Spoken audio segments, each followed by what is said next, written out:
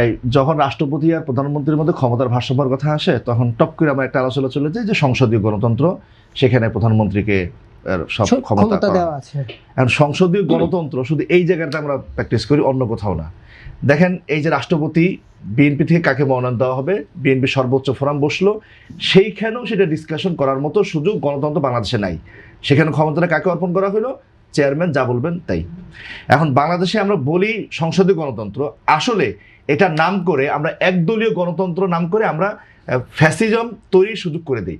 দেখেন শেখ হাসিনা যে ফ্যাসিবাদী স্বৈরাচারী হয়ে উঠছিল, পুরাটা কিন্তু আমাদের সংবিধানের মধ্য থেকে।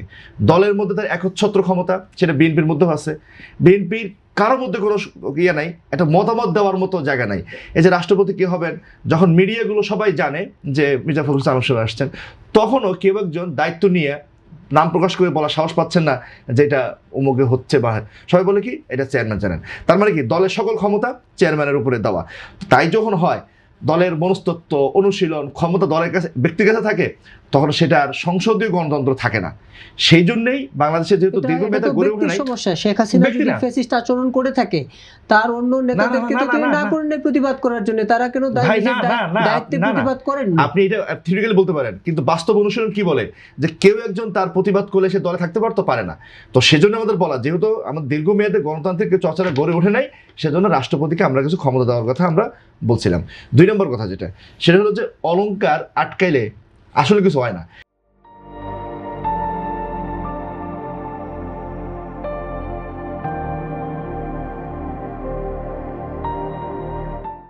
যেমন ধরেন শাহাবুদ্দিন আহমেদ, তিনি আওয়ামী লীগের প্রতি এবং শেখ হাসিনার প্রতি যত বেশি অনুগত এবং নির্লজ্জভাবে অনুগত ছিল, পায়ে সালাম করতো, এর চেয়ে বেশি অনুগত তো সম্ভব না।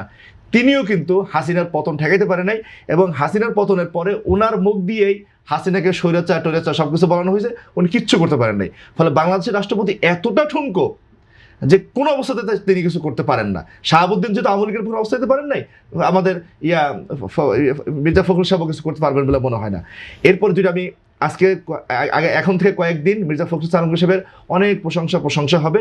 এই প্রশংসার মাঝে আমি ছোট্ট 2টা কথা বলে যাই। তার মধ্যে একটা হলো আওয়ামী লীগ সম্পর্কে মির্জা ফখরুল আলমগীর সাহেবের ঘোষিত যে অবস্থান, সেই অবস্থানটাতে আমাদের সাথে সমালোচনা আছে, আমি বারংবার করেছি।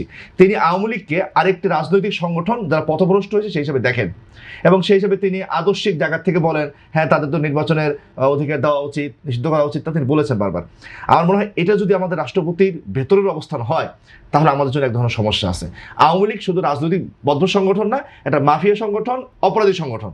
আমাদের রাষ্ট্রপতি সেভাবে আওয়ামী লীগকে দেখেন বলে ঘোষিতভাবে সেটা মনে হয় না। পক্ষে নন, তারপর যখন আওয়ামী লীগকে নিষিদ্ধ বিষয়টি আইনি প্রক্রিয়ায় গেল, সে তখন তো উনি বাধা দেননি, কিন্তু তিনি বারবার বলেছেন তাদের ঘোষিত নীতি যেটা বললাম সেটা যদি না হয় তাহলে এটা ভালো হবে। নীতি তো পরিবর্তনও হতে পারে নিশ্চয়ই।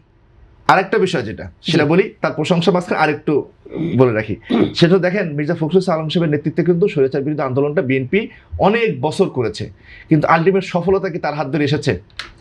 এই যে না আসা, এখানে যে নাহিদ আসিফদের মতো অরাজনৈতিক সংগঠনের, অরাজনৈতিক শক্তির উত্থান হওয়া, রাজনৈতিক ইতিহাসে অরাজনৈতিক শক্তির উত্থান হওয়া উচিত না। আমরা এটাকে গ্লোরিফাই করি, তারপরে বলি এই যে হইল না তার নেতৃত্বে, এখানে কি আমাদের প্রশ্ন করার সুযোগ কি আছে? কি আপনি সমস্ত কৃতিত্ব ওই জুলাইয়ের ভাই আমি সমস্ত দিচ্ছি না, কিন্তু এত আন্দোলন করলো ফখরুল সাহেবরা, বিএনপি এত রক্ত গেল, কিন্তু শেষ দিন যেদিন বিজয়টা আসলো সেদিন আমাদের মূল নেতা মির্জা ফখরুল আলমগীর সাহেব না কেন, এই যে না কেন, এর মধ্যে কিছু প্রশ্ন আছে যেটা তার নেতৃত্ব সম্পর্কে বলে রাখা যায়।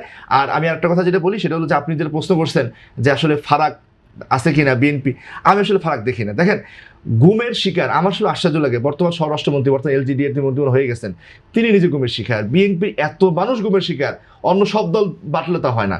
সেই বিএনপি যখন গুম সংস্কার অধ্যাদেশটা হলো সেটাকে ল্যাপস করে দিল, এরপরে যে নতুন সংশোধনী এটা আনছে, সেখানে তদন্তের দায়ভার দিছে কাকে জানেন? পুলিশকে।